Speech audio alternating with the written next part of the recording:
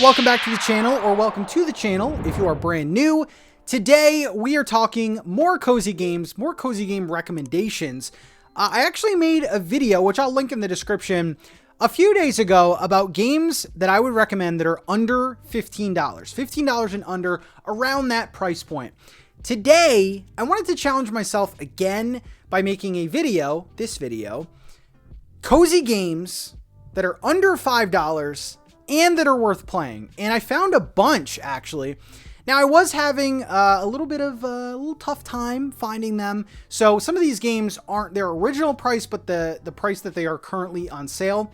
I always tell people, if you can wait on games, wish list them, put them on your wish list, check back a month or two, you know, a week or two even, and see if they go on sale. I feel like if you're not in a rush, just wait on it. They usually drop in price. So today we have a bunch of different games in different genres, and I think you guys are really going to enjoy these. So let's get to the games. Starting off the list, and by the way, we are going from cheapest to most expensive being about $5. First game is called Inbento, and this game is only $1.99. Very cute premise. You play as a mother cat taking care of your kitten. It's like a little story that they tell. And this is kind of a riff on in Japan, where parents make their kids bento lunches for the day. So this is a puzzle game. There are about 120 plus puzzles in this game. You know, decently short experience. These are 3x3 puzzles. And essentially you rearrange the food to match the picture that they give you. This one, super relaxing game. Love the little narrative that's going on. And I love the music. This one is so solid. Actually, it was a mobile game before this. Don't let that detract you, though. Inbento should definitely be on your list. Another mobile gem that made its way over to the Switch is Florence, which is also $1.99. And man, I actually just played this one today. Very short game. I just want to put that out there. It's probably like a 30 to 50 minute game. And I know what you're thinking, like, that's it? What are you talking about? This is a beautiful visual novel with slight, you know, minor puzzles in it. The puzzles actually like help keep the story going. I don't want to give too much of the story away, but you do play as a 25-year-old female character who is experiencing love and some other things. And yeah, basically it plays out like a story in chapters. I believe there's about 18 or 19 chapters in the game. And the puzzles are very simple. Some of the more memorable ones, like when you're talking to someone, you actually have to put a puzzle together in the shape of like a speech bubble, just to keep the story moving along. Again, the story is the main focus here. The puzzles are just kind of, you know, they're just there. They're just there for some gameplay. Florence, please play it. It's $1.99. This is the lowest it'll ever be. It's a very short but super charming experience. Get it. Next up is a game that I normally wouldn't recommend, and man, doesn't that sell you on this game. But My Time at Portia is only $2.99. Now, I do think there are better farming life sims on the Switch, of course, but for $2.99, I think if you're interested at all, My Time at Portia, I think it's worth that. I mean, it's a solid game. It's not one of my favorites, but I do like a lot of the ideas that it has going on. So this is, you know, your farming life sim. There is an emphasis on crafting and characters. So if you like sort of relationship stuff, this game can be cool. Slight open world, some exploration. Again, I didn't really click with this one, but I feel like for $2.99, I mean, that's kind of like a no-brainer, right?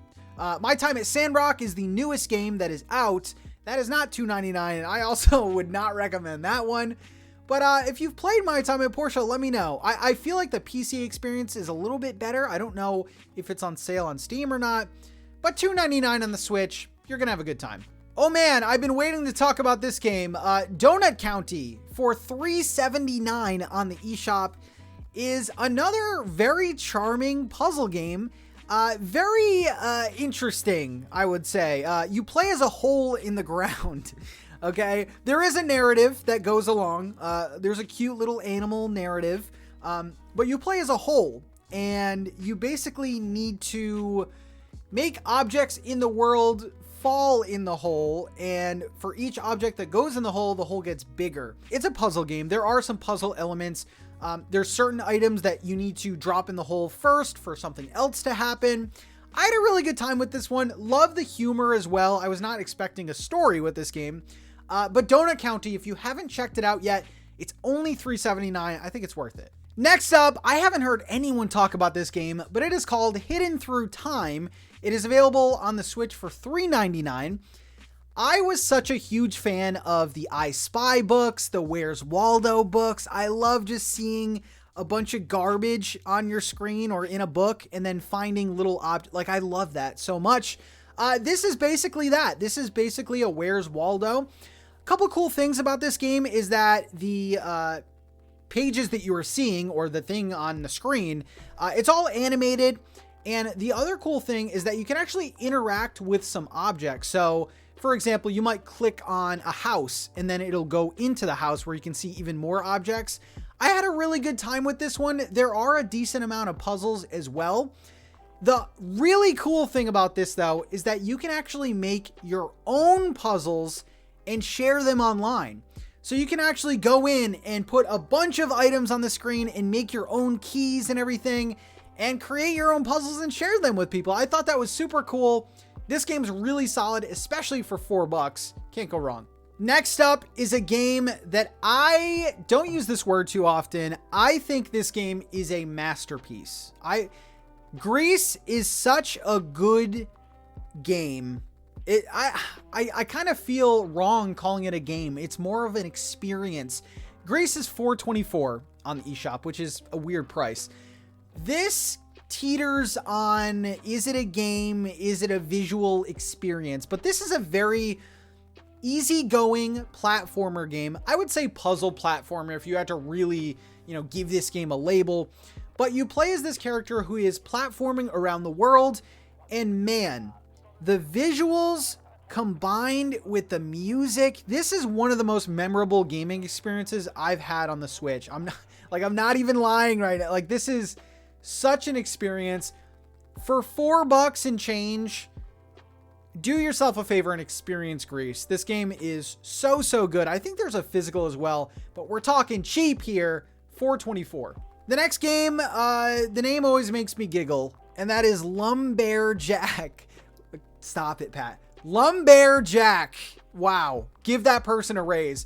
$4.54. Another weird price on the eShop. This game's cute. I had a good time with this. A lot of these games don't have a lot of game time to them. Like, you're not going to be spending too much time. And that's kind of my only complaint with this game. So you play as a bear, and you basically beat the crap out of trash and things that are disrupting the forest. It's basically up to you to clean the forest. And you do this through doing quests and things for different animals that are living in the woods. So I thought that was cool. The music's cute. Love the graphics. Cool thing about this game, every time you buy this game, they actually plant a tree somewhere.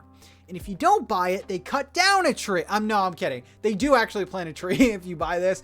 Yeah, I think this is a cute, charming experience. Again, on the shorter side, but for $4.54, I think this one's a good buy. The next game, I have sang its praises now in multiple videos, but A Short Hike is $4.79, usually $7.99. So, like, they're giving you this game at this point. I'm going to kind of repeat what I've said before about this game. It is a very short experience, a short hike. I'm talking like an hour, maybe. I will say that if you don't do the main story right away, the main story is to get to the top of the mountain. It's a very simple premise. There are a bunch of things that you can do in this world. There are little collectibles that you can get. There are mini games that you can find. There's just a bunch of character side quests that you can do. And I think that's the beauty of this game. The ending is super charming. I love games that have sort of an emotional ending to them. A Short Hike is so good. And it's less than $5. I've spent $5 way worse. McDonald's. I wanted to stop for a second because I love A Short Hike. Okay. I bought the special edition of this, was not cheap, and this is a game that is cheap. So this is how much I love A Short Hike. Played through it multiple times. If there is a game on this list that I would highly, highly recommend, it's A Short Hike. The next game I have a love-hate relationship with, and that is a game called Sparklite, which is now on sale for the lowest I've seen it, all the way down to $4.99. This is a combat-heavy, cozy game. Absolutely love the graphics, love the story, love the gameplay loop. Here's my gripe with it.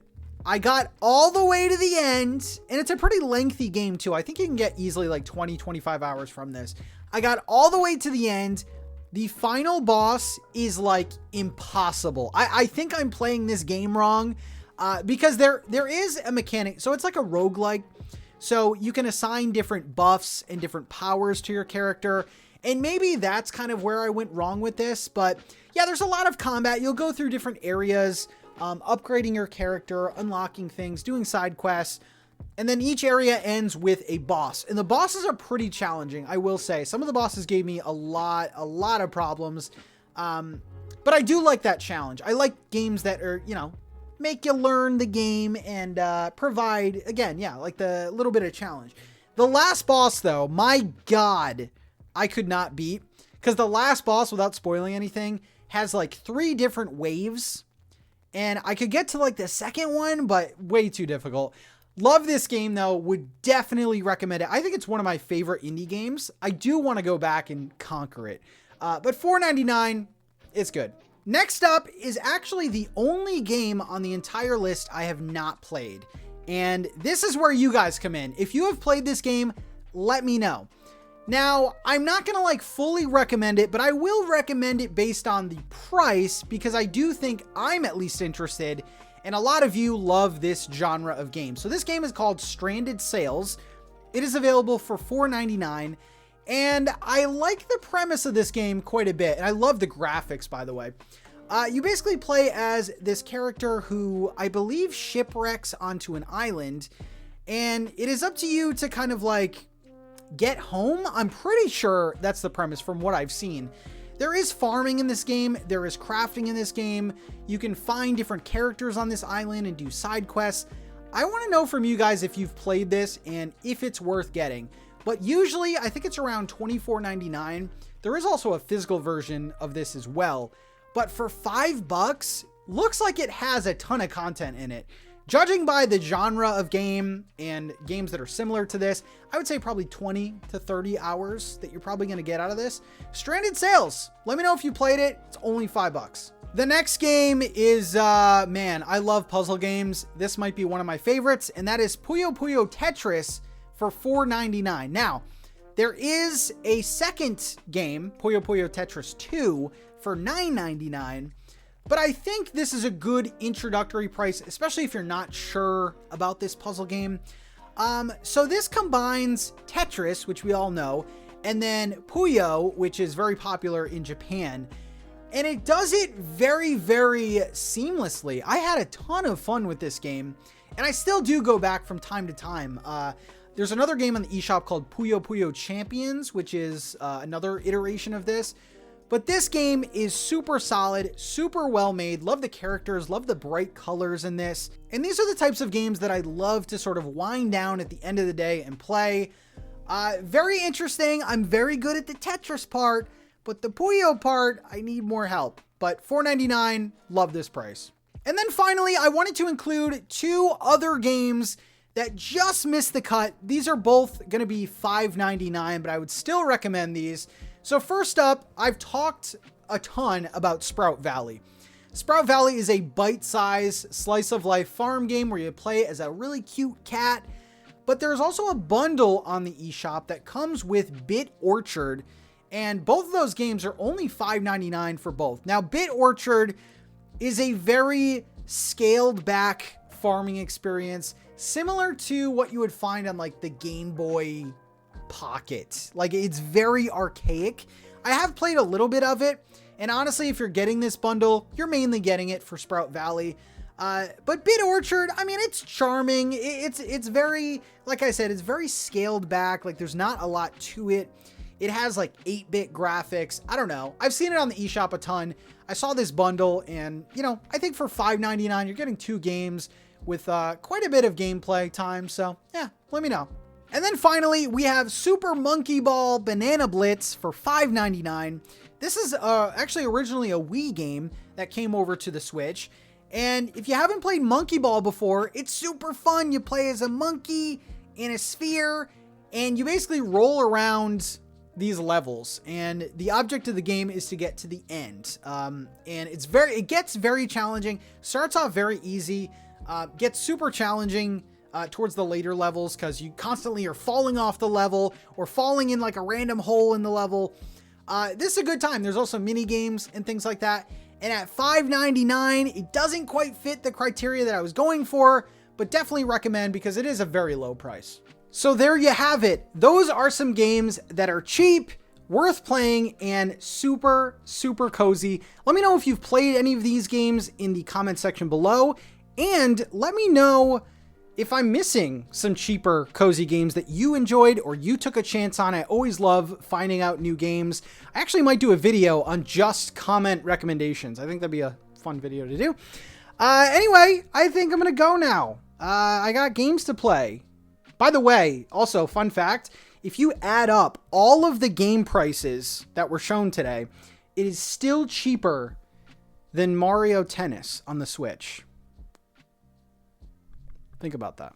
I actually like Mario Tennis too. I think it's a good game.